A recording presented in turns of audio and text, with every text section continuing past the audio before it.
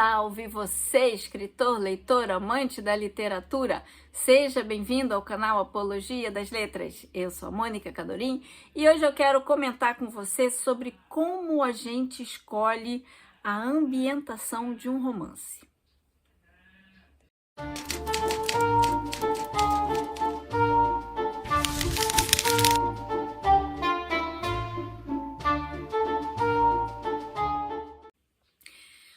Tudo começa com uma ideia. Eu até já comentei aqui sobre aquela coisa de colocar personagens numa determinada situação e ver o que acontece. Aí suponha que deu certo. Aí a gente tem que começar a trabalhar essa ideia, né? E uma das escolhas que a gente tem que fazer é onde essa história vai se passar, onde e quando, né? Dependendo de como a ideia vem, ela exige a ambientação. Por exemplo, meu romance A Noiva Trocada. A ideia começa com um casamento arranjado. Casamento arranjado hoje em dia é uma coisa muito rara. Então era muito difícil eu levar essa ideia adiante se fosse um romance contemporâneo. Então eu acabei recuando a história para o passado, para uma época em que era comum haver casamentos arranjados. Então, assim, era uma exigência da história, o recuo no tempo. Ou então, se eu fizesse hoje em dia, eu ia ter que procurar alguma cultura muito específica em que isso ainda é muito comum. E aí eu ia ter que fazer pesquisa, né, de qual é a cultura que trabalha com isso, e aí como é que essa cultura vive, como é que as pessoas vivem dentro dessa cultura. E isso ia me dar bastante trabalho de encontrar, de pesquisar, de entender como essas pessoas vivem. Ou eu podia recuar no tempo. E aí eu achei mais confortável recuar no tempo, porque eu já tenho essa experiência, né? Por escrever romance de época, recuar no tempo para mim é estar em casa. E na época eu estava escrevendo Construir a Terra, Conquistar a Vida, que é Rio de Janeiro do século XVI.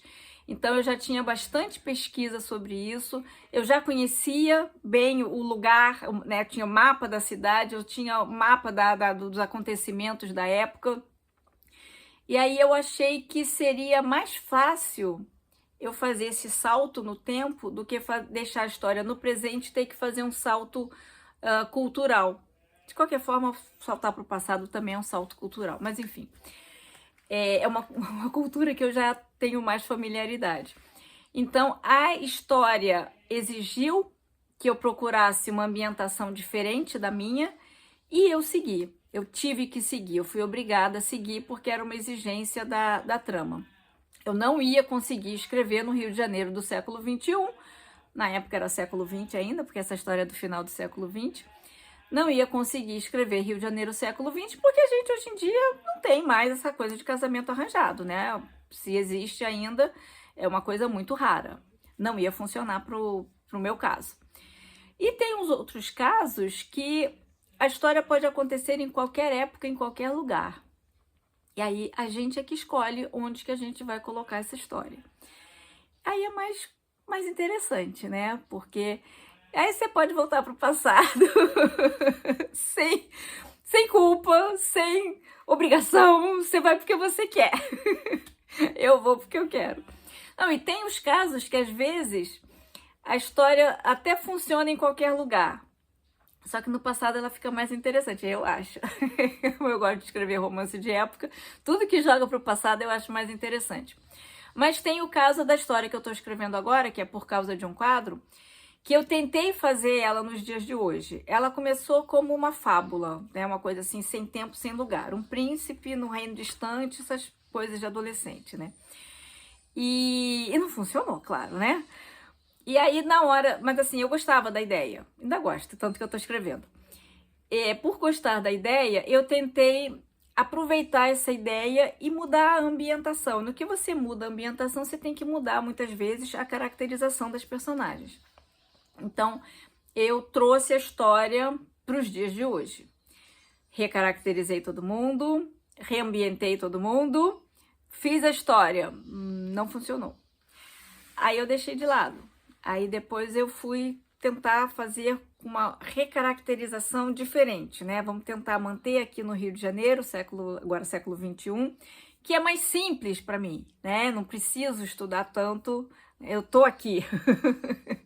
Tô viva aqui neste momento, neste tempo, neste espaço, acho que conheço a minha cidade, meu tempo, então é sempre mais conveniente fazer a história passar no momento em que eu estou vivendo. Não funcionou, mesmo recaracterizando, não funcionou, não ficou legal. Pensei, bom, então vamos para o outro lugar que eu tenho familiaridade, que é o século XIX.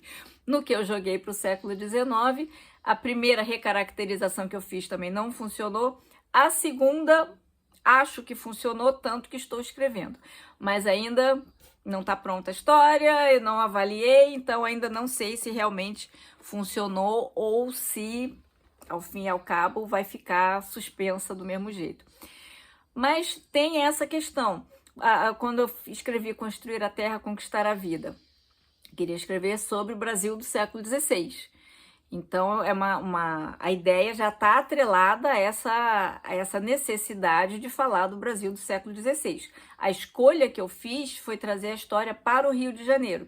Aí, um pouco menos de pesquisa, né? Eu já conheço aqui a cidade, mapas antigos, eu já tenho uma estrutura para Rio de Janeiro, mesmo que seja em séculos anteriores. Então, acaba sendo mais fácil para mim. E aí é isso, a gente também, na hora que vai escolher essa ambientação, ou por força da trama, ou por vontade própria, a verdade é que a gente escolhe o que é mais fácil, mais simples, né? O que a gente tem mais familiaridade, o tempo que a gente está, o ambiente que a gente conhece. Então, tem um negócio, eu conheço o Brasil dos séculos passados, para mim é confortável ambientar qualquer história nessa época. Então, eu vou usar um termo ruim, mas é um pouco por aí. É uma escolha até um pouco preguiçosa. Quando eu faço uma história ambientar no Brasil do século XIX, de certa forma eu estou sendo preguiçosa, que é uma situação que eu já conheço, já acho que sei mais ou menos como essas pessoas dessa época pensam.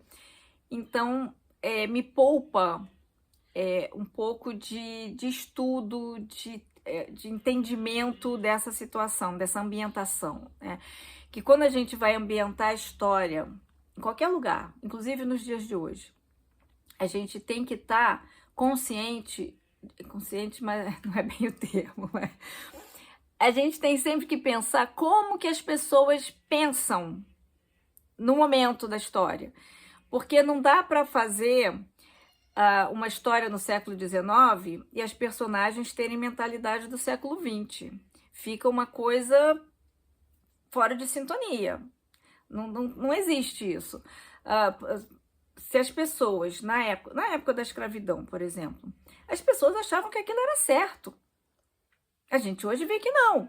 Mas as pessoas na época achavam isso. Então a gente não pode dizer que alguém no século XVI é contra a escravidão. Eles não eram. Lamentável. Então tem que entrar na cabeça das pessoas daquela época e entender o que elas pensavam, o que elas acreditavam. E as nossas personagens têm que pensar dessa forma também, porque senão a coisa fica sem conexão com a realidade da história, fica inverossímil, né? Tem uma pessoa lá defendendo coisas que naquela época não se defendia, não adianta. Você está fazendo uma fantasia. Você não está fazendo um romance de época, fazendo uma fantasia de alguém que viajou do século XX para o século XIX, levando seus pensamentos para o século XIX. Então, não adianta muito isso. Então, é importante, então, a gente se sentir confortável no ambiente escolhido, tanto o físico quanto o temporal, porque aí, por exemplo, às vezes eu vejo pessoas escrevendo sobre Europa no passado, tem essas coisas glamourosas aí, Jane Austen tá um pouco na moda, então essa coisa da Inglaterra vitoriana, ok, mas você sabe como pensa uma pessoa da era vitoriana na Inglaterra? Não sei, tem que pesquisar, tem que tentar entrar na cabeça das pessoas. E aí, depois que você começa a escrever vários livros sobre, né, nessa mesma ambientação, sim, aí você começa a se sentir confortável nesse ambiente. Senão, fica forçado. E aí começa a traduzir, a colocar na boca daquelas pessoas coisas que elas não diriam, coisas que elas não pensariam. Aí fica forçado, aí não vale a pena. Aí é melhor escrever para o século XX. Vem para o Brasil do século XX, escreve aqui e coloca todos os seus pensamentos do século XXI. Na verdade, já estamos no século XXI, eu estou só uns 26 anos atrasada. Então, mas aí querendo dizer, né? Então escreve que você, o seu personagem está aqui no século XXI junto com você, pensando as mesmas coisas que você. Aí isso é uma ambientação bem legal, né? Que inclusive você consegue dar vazão ao seu modo de pensar. Porque quando você faz uma ambientação em outras épocas, em outros locais, tem que pensar como que aquelas pessoas pensam. Como, até mesmo dentro do Brasil, uma pessoa que mora no Rio de Janeiro pensa diferente de quem mora em São Paulo. Quem mora no Rio de Janeiro pensa diferente de quem mora em Vassouras. Quem mora em Brasília pensa diferente de quem mora em Pernambuco. Então, isso tudo tem que ser levado em conta na hora de escolher uma ambientação. Com quem que você se identifica? O que que você conhece dessas pessoas que estão lá? Porque o romance não é uma coisa abstrata. O legal é ele ser concreto, é ele mostrar a vida de pessoas que poderiam ter existido ali naquele ambiente. Então, é um esforço que a gente tem que fazer, de tentar introduzir as suas personagens naquele contexto de verdade. E aí tem que entender como é que essas pessoas pensam e como que elas viviam ou vivem, né? Se for um ambiente, um romance no século XXI, mas fora da sua cidade, como essas pessoas que moram numa outra cidade vivem e pensam, que é diferente do que eu vivo e penso aqui onde eu tô. Então são umas coisinhas assim que parecem um detalhezinho, mas que é fundamental e que faz muita diferença para escrever um romance. Então, essa escolha da ambientação tem que ser feita com muito cuidado. Seja porque a história exige, seja porque é escolha livre sua. Ok? Então, hoje fico por aqui e a gente se vê nos próximos vídeos. Tasca aquele joinha e se inscreve no canal e aciona o sininho para não perder os novos vídeos. Mônica Cadorim falando para a Apologia das Letras.